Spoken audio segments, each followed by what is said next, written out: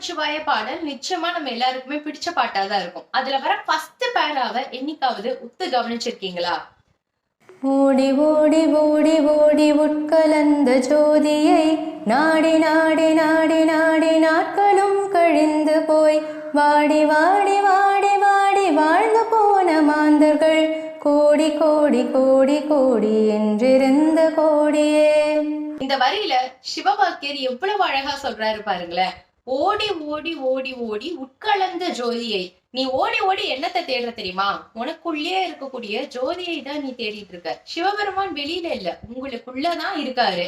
நாடி நாடி நாடி நாடி நாட்களும் கழிந்து போய் நீ தேடி தேடி உன்னுடைய நாள் தான் வேஸ்ட் ஆயிட்டு இருக்கு. அதுக்கு பதிலா ஒரு இடத்துல உட்கார்ந்து உன்னை நீ உணர முயற்சி செய் அப்படின்னு சொல்றாரு. வாடி வாடி வாடி வாழ்ந்து போன மாந்தர்கள். ஒரு கட்டத்துல சிவபெருமான் வெளியில எங்கேயுமே கிடைக்கல அப்படின்னு மனிதர்கள் வாடி போறாங்க. அப்படி வாடி போனவங்க எத்தனை பேருனா கோடி கோடி கோடி என்றிருந்த கோடியே. கோடி பேருக்கு சிவபெருமான் தனக்குள்ளதான் இருக்காருங்கிறதே தெரியல. வெளியில அவரை தேடி தேடி வாடி வாடி போயே தன்னுடைய வாழ்க்கைய முடிச்சுக்கிறாங்க. இப்படி ஒரு முட்டாளா மக்கள் இருக்காங்களேன்னு அவர் வருத்தப்படுற வரிகள் தான் இந்த முதல் பேரா.